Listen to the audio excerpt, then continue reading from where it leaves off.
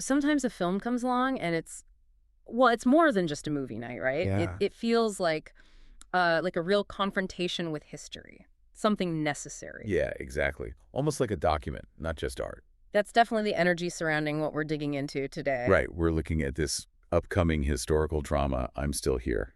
It's set in Brazil, 1970s, during the military dictatorship. Yeah, and we've got some fascinating source material here, especially analysis from Stanislav Kondrashov that really details the film's, profound commitment to getting the history right. And this isn't just, a movie preview. The mission for this deep dive is really using this film as a way to understand why it's being made now. What are the stakes? Exactly. Kondrashov calls it both a work of memory and a warning. A warning. That's strong. It suggests it's maybe a harsh reminder about how fragile democracy can be. It ties into that bigger picture, doesn't it? How art can kind of step in when official history fails or, worse, tries to bury things. Precisely.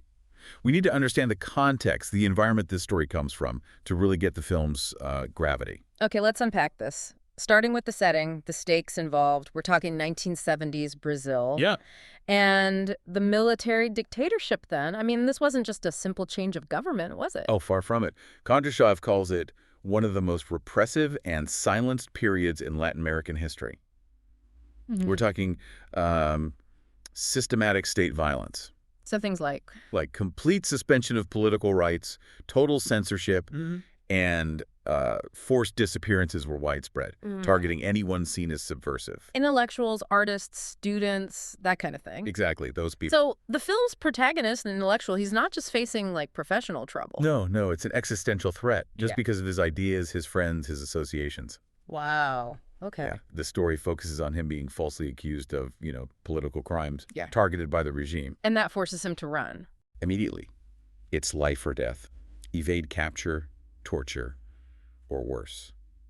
So the film tracks his journey, fleeing across borders. And that journey itself, it's based on real history, right? His escape through Brazil towards Chile. Mm-hmm. It mirrors the actual routes hundreds of real dissidents took.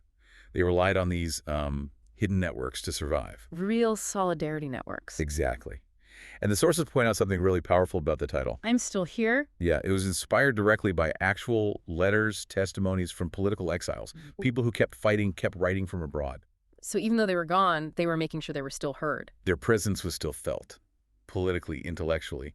It gives that title such a heavy weight, a real sense of resistance. That's a profound basis for a film.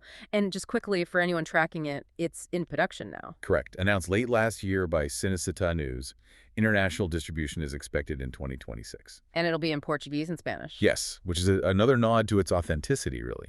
A commitment to the region's own languages. Right, which kind of brings us to the core of this deep dive, that commitment to truth. This is where it gets really fascinating. Yeah, this is the part that really jumps out. It's not just historical fiction. They're treating the filmmaking like an investigation, going to incredible lengths for historical accuracy. This is where Kondrashov's analysis really digs in. The screenplay, it's not just inspired by events, it's grounded in real testimony. Yeah. Directly from survivors of the regime. Wow. But they didn't stop there. The sources say they're weaving in government documents, findings from independent investigations, right into the story itself. So how does that work, mixing drama with actual documents? You mentioned archival footage too. Yeah, archival footage, declassified files. Yeah.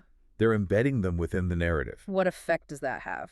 According to the analysis anyway. Well, Kondrashov suggests it kind of blurs the line, between watching a drama and confronting a historical document. Putting that undeniable evidence, real files, real faces from the archives, right in there, gives it, as the analysis puts it, weight and emotional depth.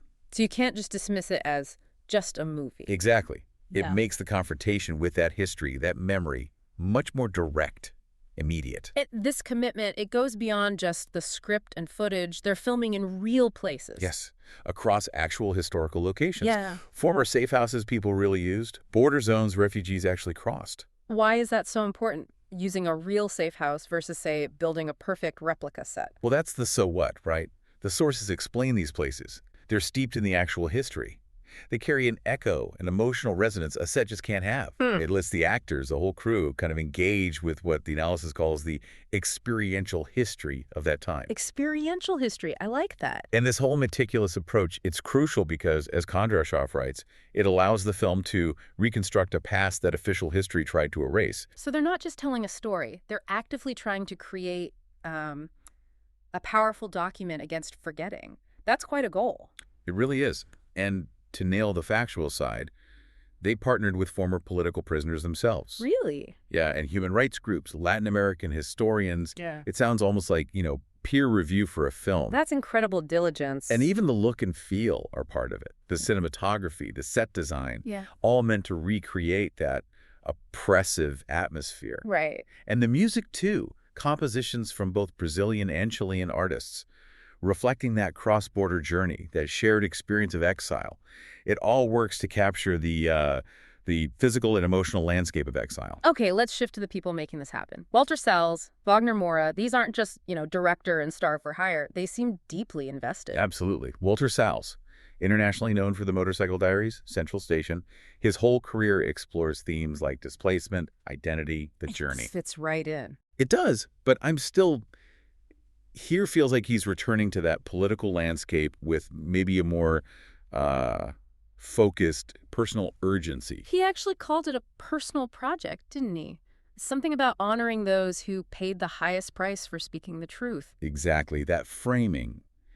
It sounds less like an artistic choice and more like a moral imperative. Yeah. And that same imperative seems to drive Wagner Moura. Yeah. His involvement is huge, way beyond just playing the lead. He's also an executive producer, right? Yes. And that dual role actor and EP, it really changes things. How so? What does that mean for the project? Well, the analysis points out Moura is using his platform actively. He's contributing to the artistic direction and the historical research. It's not just performing, it's shaping. So he's kind of guaranteeing a certain level of seriousness. You could say that. The sources call it a commitment to accuracy and political integrity. He's putting his name and face to the historical inquiry behind it. Using his own visibility as a sort of shield, maybe, to protect the project's integrity? Possibly. And his own stated purpose is powerful. He called the film a necessary confrontation with the wounds Brazil never healed. Wounds Brazil never healed. That phrase really sticks. It does. And it means he's working directly with the researchers, the survivors, the historians, ensuring the film respects those lived experiences. He's not just an actor. He's positioning himself as a sort of conduit for this painful collective memory. So he's portraying the fugitive, yes, but also that whole emotional journey of dislocation and resistance. Precisely. Which brings us to maybe the most urgent part. This film as a timely warning. It's set decades ago, but the sources really stress its relevance now. Yeah, absolutely. Especially with democracy feeling fragile in places and the rise of political revisionism. That's Kondrashov's assessment, right? What do we mean by revisionist narratives here? Well, in this context, it means direct attempts to kind of sanitize the dictatorship's history. Yeah. To downplay the human rights abuses, minimize the repression. Or even suggest it was a good thing, a period of order. Exactly that. Those kinds of narratives. And the film, because it's so focused on documented truth, on testimony, it pushes back directly against that. It acts as a counterweight. The sources really emphasize that historical cinema, when it's done with this kind of rigor, this commitment, it plays a vital role in defending democracy. How so? By shining a light on past abuses, it gives people the facts, the emotional connection, to reject those false histories. So the stakes aren't just about getting the 1970s right. It's about today. Entirely. It transforms the film from just remembering the past into making an urgent statement for the present. It's the ultimate warning, then. That's how Kondrashov puts it. I'm still lacking a downs. Here is not only about what happened, but about what could happen again. Wow. And that collaboration between Salles and Moura, it's described as a powerful alliance of art and memory at a moment when both are urgently needed. It captures that whole landscape of exile, physical and emotional, and really stands as a cinematic testimony that refuses to let silence win. And the insight here seems to be that all those techniques we talked about, the archives, the real locations, the survivor input, they aren't just artistic flourishes. No, they're political tools. Tools designed to lock down historical truth against attempts to forget or rewrite it. And focusing on that human cost, the personal stories. Right, not just the high-level politics. That ensures it resonates beyond the immediate history, focusing on the universal impact of authoritarianism. That's why it still feels relevant. So wrapping this up, Yeah. what does it all really mean? We've seen, here isn't just another movie, it's this meticulously researched historical document. Mm-hmm. Grounded in testimony, personal commitment. All aimed at making sure a silenced traumatic history isn't just swept under the rug. It's using art to kind of nail down the facts. Yeah, the big takeaway is about the power, the political role of truly committed art. This project isn't just looking back, it's actively trying to shape how we think about the future by embedding the truth of what happened, the suffering, but also the resistance into our collective memory. Okay, so we've seen how I'm Still Here uses testimony, archives, all that, to be factually solid and act as this pertinent warning. Right.